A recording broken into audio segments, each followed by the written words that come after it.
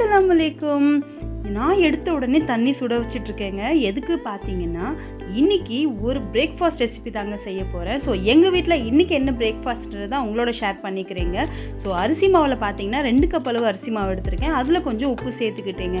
So இது நல்லா mix பண்ணிடலாம். அதோட தண்ணி நல்லா கொதித்த உடனே கொதிக்க அப்படியே நம்ம அரிசி மாவில் போட போகிறோம். இன்றைக்கி நான் 2 கப் அளவு தாங்க தண்ணி எடுத்திருக்கேன். ஸோ அரிசியும் தண்ணியும் ஒரே அளவு தான். கொதிக்க தண்ணி வந்து ஃபஸ்ட்டு 1 கப் அளவுக்கு முழுசாக ஊற்றிட்டு பாதி தண்ணியை நான் வச்சுக்கிட்டேங்க. நல்லா சூடாக இருக்கும், நம்மளால் கை போட முடியாது. ஸோ ஸ்பூன் வச்சு நல்லா மிக்ஸ் பண்ணிக்கலாம்.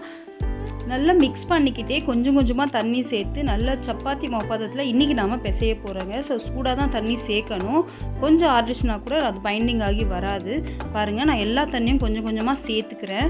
இப்போ எல்லா தண்ணியும் சேர்த்துட்ட அப்புறம் கொஞ்சோண்டு எண்ணெய் சேர்த்துக்கலாங்க. எண்ணெய் சேர்த்தா தான் வந்து எல்லா மாவுமே ஒன்று சேர வரும். பாருங்கள், இது நல்லா சூடாக இருக்குது. நான் ஓரளவு தொட்டு பார்க்குறேன். என்னால் கை பொறுக்கிற அளவுக்கு சூடு இருக்குதுன்னு தெரிஞ்ச உடனே நான் வந்து கை வச்சு பிசைய ஆரம்பிச்சிட்டேங்க. கொஞ்சம் எண்ணெய் சேர்த்துக்கலாம். ஒரு டேபிள் ஸ்பூன் அளவுக்கு எண்ணெய் சேர்த்துக்கோங்க.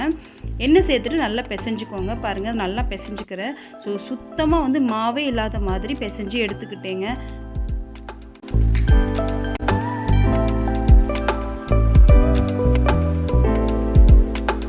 பாருங்கள், ஃபுல்லாகவே பிசைஞ்சு எடுத்துகிட்டு நான் சைடில் வச்சுட்டேன். இப்போ நம்ம இதுக்கு சட்னி செய்ய போகிறோம். ஸோ வேர்க்கடலை சட்னி தான். இதில் பார்த்தீங்கன்னா ஒரு 1 கப் அளவுக்கு வேர்க்கடலை சேர்த்துக்கலாம். ஒரு 4 வரமிளகா உங்கள் காரத்துக்கு ஏற்ற மாதிரி சேர்த்துக்கோங்க. ஸோ இது நல்லா ஃப்ரை பண்ணிக்கலாம். ஃப்ரை ஆனோடனே பாருங்கள், தோல்லாம் பிரிஞ்சு வரும். ஸோ இதில் சைடில் கொஞ்சம் நான் விளையாட ஆரம்பிச்சிட்டேங்க. எனக்கு இந்த மாதிரி விளையாடுறது ரொம்ப பிடிக்கும். பாருங்கள்,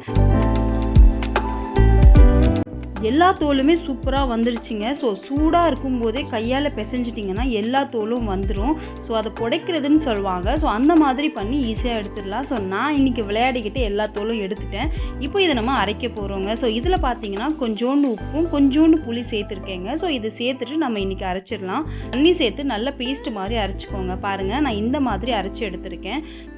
அரிசி மாவுலேருந்து கொஞ்சோண்டு மாவு எடுத்துட்டேங்க. ஸோ கல்லில் பார்த்தீங்கன்னா எண்ணெய் தடவிட்டேன். இப்போ நம்ம கொஞ்சம் கொஞ்சமாக இதை தேய்ச்சி எடுத்துடலாம். மேலே கொஞ்சம் கோதுமை ஆட்டை தடவி நீங்கள் தேய்ச்சி எடுத்திங்கன்னா ஒட்டாமல் வருங்க. முடிஞ்ச அளவுக்கு சாஃப்டாக தேய்க்க பாருங்கள்.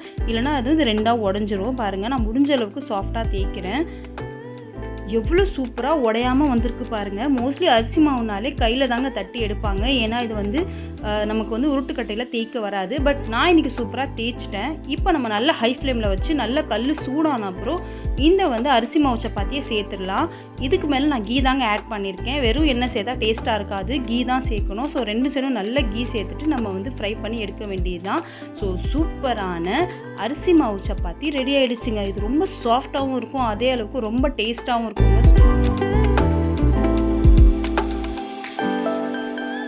இந்த அரிசி மாவு சப்பாத்தி பார்த்தீங்கன்னா நல்லா ஹை ஃப்ளேமில் வச்சு குக் பண்ணாதாங்க எல்லா சைடும் குக் ஆகி சூப்பராக இந்த மாதிரி கலரில் வரும். ஸோ இன்றைக்கி பார்த்தீங்கன்னா ரொம்ப சாஃப்டான சப்பாத்தி, எவ்வளோ எம்மியாக இருக்குது பாருங்கள் பார்க்கும்போது. அதோட கீ ஆட் பண்ணும்போது ரொம்ப டேஸ்டியாக இருக்கும். இந்த வேர்க்கடலை சட்னி அதுக்கு அட்டகாசமான ஒரு சைட் டிஷ்ஷுங்க. இந்த சப்பாத்திக்கு வேர்க்கடலை சட்னி தாளிப்பு இல்லாமல் ரொம்ப சூப்பராக இருக்குங்க. ஸோ உங்களுக்கு தேவைன்னா தாளிச்சுக்கோங்க. இன்றைக்கி பிரேக்ஃபாஸ்ட் எங்கள் எல்லாருக்குமே சூப்பராகவே முடிஞ்சுதுங்க. ஸோ இதே மாதிரி இன்னொரு வீடியோவில் உங்களை மீட் பண்ணுறேன். அது வரைக்கும் பாய்.